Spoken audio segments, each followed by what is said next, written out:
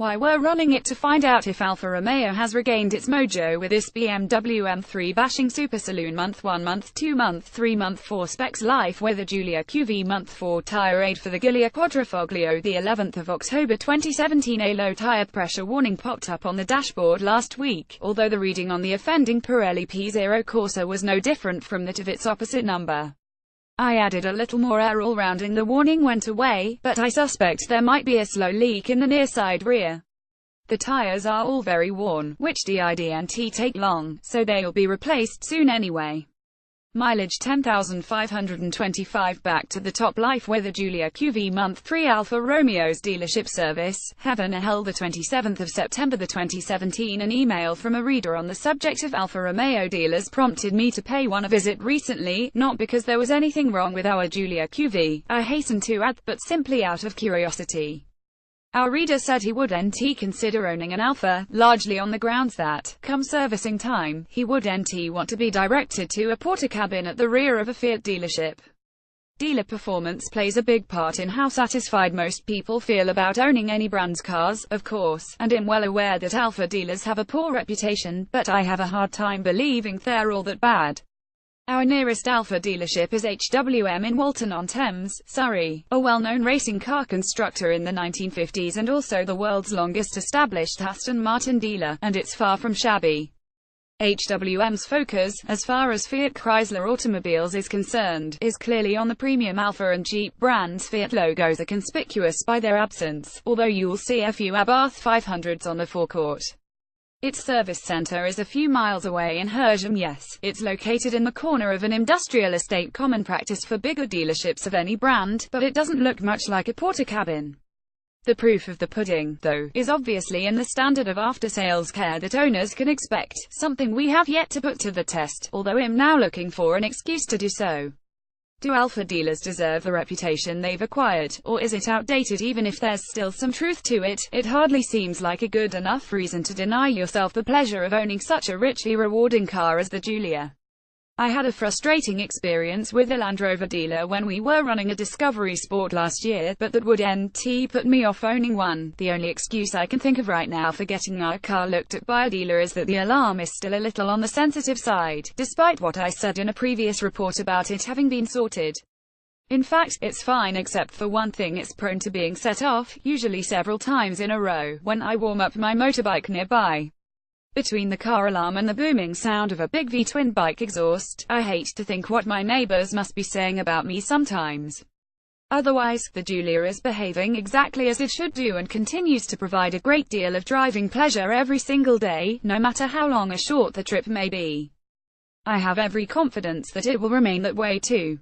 I admit that I had a moment of doubt about reliability when, as previously reported, the Giulia went into Lympho-May mode on the M3 motorway, a fault traced to the turbo's overboost valves. But now, with the Giulia feeling as robust and trustworthy as anything I've ever run, I'd have no qualms about taking it on a long-haul trip across the continent. No doubt I'm going to regret saying that. Mileage 10,220. Back to the top life with a Giulia QV. Month 2 finally getting to unleash the Giulia QV properly. The 23rd of August 2017. A Giulia QV is so rapid, and so laughably easy to drive quickly, that I have to keep telling myself to calm down, spoken in a comedy Scouse accent, thanks to Harry Enfield and friends, and not behave like a complete Burke. Far be it from me to blame the car for being too fast, but if I don't continue to show self-restraint, my driving license is going to be taken away from me. Although the Giulia isn't a particularly highly strung car, being perfectly capable of settling into a relaxed, composed cruise when required, you can always tell that it's raring to explode into action. The urgency with which it responds to a prod of the accelerator, akin to a dam bursting, suggests the QV's 191 miles per hour top speed isn't just a hypothetical figure. Slower moving cars can be dispatched in an instant, but then you glance down at the big digital speedometer between the dials. The conventional one isn't easy to read and have to rein yourself in pronto, and that's harder to do. When accelerating hard, it's all too easy to snag the 7,300 revolutions per minute rev limiter if the gearbox is in manual mode. I sometimes wish the Giulia's twin-turbo V6 had a more Ferrari-like cut-off of 8,500 revolutions per minute and 9,000 revolutions per minute. It gets to the red zone so swiftly that it makes the rev band seem frustratingly narrow at times, even though it isn't. The solution, of course, is to flick the gear selector back to auto mode if you want to accelerate from a low to a high speed, in which case the surge is smooth and unrelenting. My other excuse for continually wanting to explore the Giulia's limits is that its engaging handling inspires great confidence. Stroking the Giulia along a twisty road is never anything less than a treat, but there's always the temptation to push harder to make the experience even more exciting. Having been given a check-over by Alfa Romeo following the issues we reported in the previous update, the Giulia now seems to be behaving perfectly. Bon weekend ahead. pic.twitter.com Upehojo7T, Mark Tishore at Mount Tishore, July 21, 2017. The fault with the engine going into lympho-may mode was traced to the turbo overboost valves, which were replaced under warranty on both banks of the V6. The alarm's ultrasonic sensors were also replaced and the sensitivity was turned down, seemingly bringing an end to the continual break and attempt detected messages. On the first weekend after we got it back, the QV ferried me comfortably from London out to Oxfordshire while I entertained the notion of buying a new motorbike, its adaptive dampers dealing really well with the bumpy country roads, then down to West Sussex via some of my favourite Broads. Calm down to a country pub for Sunday lunch. I couldn't think of many cars in which I'd rather be doing either trip. The following weekend, editor Mark Tishore went to Brands Hatch in the Giulia to watch some superbike racing and came back saying he thought it was the most well-rounded and special-feeling car he'd driven since the McLaren 570S. He and his fiancée also praised the optional Sparco front seats for their exceptional blend of sportiness and comfort. There are a couple of small areas of criticism, though.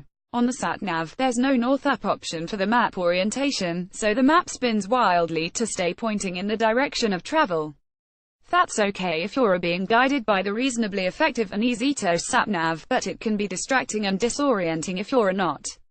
Meanwhile, the letterbox-shaped infotainment screen can be tricky to see properly if you're wearing polarized sunglasses because parts of it are covered by dark, bruise-like blotches, unlike anything I've seen before. Nevertheless, I'm having a blast with the Giulia and growing more and more attached to it. I just hope I remain attached to my license as well. Mileage 8,905. Early niggles and pains with the Giulia QV. The 2nd of August 2017. This being an Alfa Romeo, the odd foible was probably to be expected, and the Giulia hasn't disappointed in that respect so far. However, I'm already so charmed by Alfa's new supersaloon that it's going to take something major to make me think any less of it. The alarm sometimes goes off for no apparent reason and gives brake and attempt detected warning messages after the car has been sitting outside overnight 6 times in a month. The brakes aren't easy to modulate at low speeds, making the simple act of coming to a smooth stop surprisingly challenging. And the engine went into lympho-may mode in the 50 miles per hour average speed zone on the M3 motorway one Sunday, which led me to switching it off and waiting on the hard shoulder for a few minutes. Obviously, I don't ever want to be stuck on the side of the road, so we're getting the QV checked over just to be on the safe side, but these issues haven't fundamentally changed my view of the Giulia. In short, I'm completely smitten with it. This car is still sensational. Honestly, the drive I've had back from Wales. I can count on one hand cars on sale that would do it better. pic.twitter.com Gervo M. Matt Pryor at Matty_Pryor. August 3, 2017. I've been asked whether the QV makes a good daily driver, and the answer is yes. Around town and on the motorway, it's perfectly refined and comfortable, with a surprisingly compliant ride. It's far from being the noisy bone shaker that people seem to be expecting. Crucially, it's also engaging and fun, at any speed. The way it arrows into corners and its poise and adjustability are quite breathtaking, especially when you remember that it's a 4-door saloon, not a supercar. Honestly, I savor the prospect of driving anywhere in the QV, even to work on a Monday morning. With a few road trips in the pipeline, I'll get a chance to form a better opinion of the optional Sparco front seats. I was a little worried about how comfortable they'd be, but so far they've been fine, although I do have to wriggle around a bit to get settled, and there isn't a lot of space for air to flow around my posterior. They aren't as adjustable as the standard ones, though, and can't be heated, so I'm yet to be convinced. They do look great, though. Mileage 7,910. Back to the top life with the Giulia QV. Month 1 welcoming the Giulia QV 2-hour fleet. The 12th of July. 2017 with a track record as erratic as Alfa Romeo's, it's hardly surprising that the past keeps coming back to haunt it whenever the prospects for the new Giulia saloon are weighed up. It's understandable that you might be tempted to recall the underwhelming products that the brand has produced in the past 2 or 3 decades and be skeptical as to whether it is really capable of taking on the likes of the BMW 3 Series. But I, for one, have had enough reminders of how long it has been since Alfa last had a hit on its hands. What matters is what it's doing to rectify the situation now. We already know that the Giulia is in a completely different league from any of the predominantly front-wheel drive, Fiat-based cars that Alfa has produced for so long.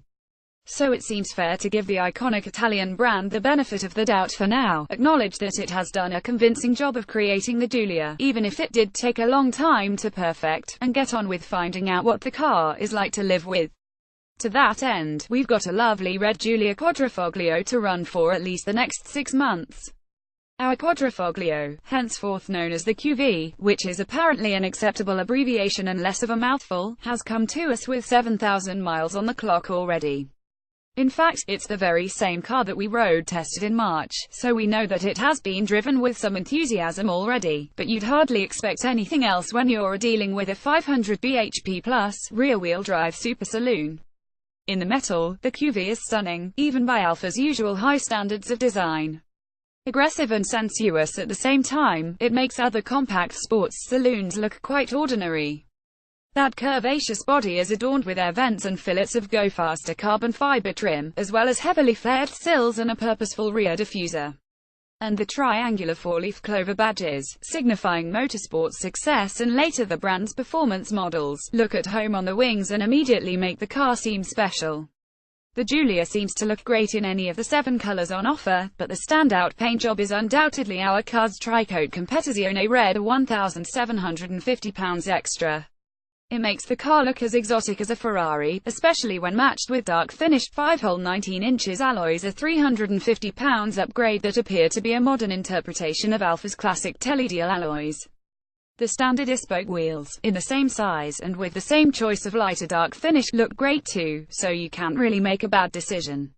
Underneath, the Giulia features a bespoke rear-wheel drive platform with multi-link rear suspension, a torque-vectoring rear diff and adaptive dampers, all of which instantly distinguish it from previous Alfas. The electrically assisted steering is razor-sharp, at just over 2 turns lock-to-lock. This, I've decided, is optimal spec for your new Alfa Cloverleaf. Volcano black, dark alloys, black calipers, tints. Murdered out mafiosi pic.twitter.com Z80UV9, Matt Saunders at The Dark Stormy 1 March 14, 2017. A carbon fiber bonnet and an active front splitter that extends to improve stability at high speeds are further proof of Alfa's commitment to making a car capable of beating the BMW M3 and Mercedes MC63 as well as the next Audi RS4 at their own game. And, of course, there's Alfa's new twin-turbo 2.9-litre V6 engine, which makes 503 bhp and 443 pound-feet and gives the QV a scorching claimed 0.62 mph time of 3.9 seconds or 191 miles per hour top speed. With a flat-plane crankshaft design, the V6 is notably smooth and free-revving as well. The fact that we don't get a manual gearbox option for the QV in the UK doesn't bother me for a second. The standard 8-speed ZF automatic would be my first choice anyway, and it works a treat, especially when operated by the long, tactile aluminium paddle shifters that are fixed to the steering column. Inside, there's a choice of 5 variations on the same theme, with black leather and Alcantara upholstery in each case and carbon fiber trim. What changes is the color of the lower dash door panels and stitching. We've got all black trim with green and white stitching that echoes the quadrifoglio badges on the wings. The standard front seats have been swapped for carbon fiber shelled Sparco sports seats £2,950, while a leather and Alcantara steering wheel with carbon fiber insert £225 has replaced the regular leather-covered one.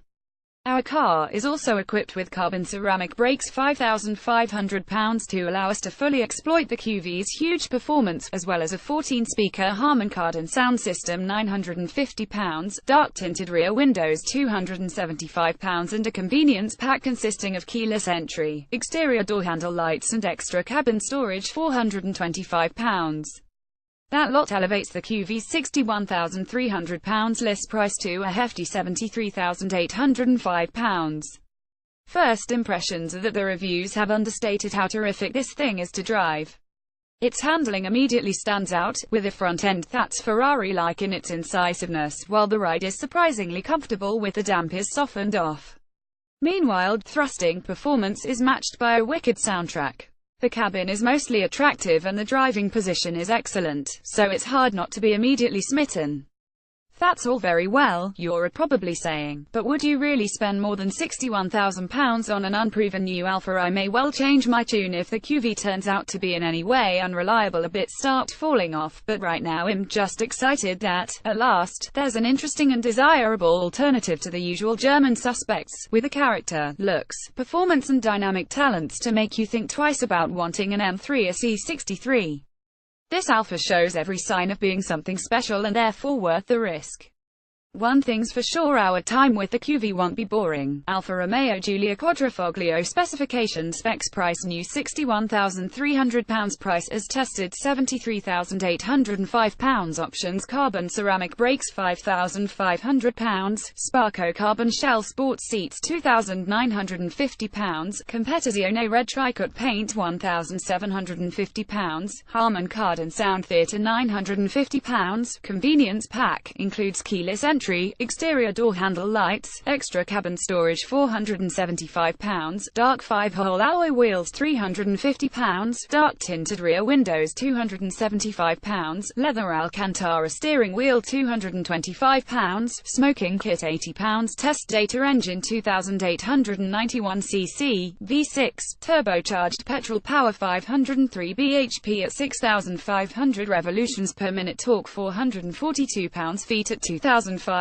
revolutions per minute, top speed 191 miles per hour, 062 mph, 3.9 sec, claimed fuel economy 34.4 mpg, test fuel economy 20.2 mpg, code 2189 GKM, faults limp home mode fixed under warranty, sensitive alarm, expenses none, back to the top.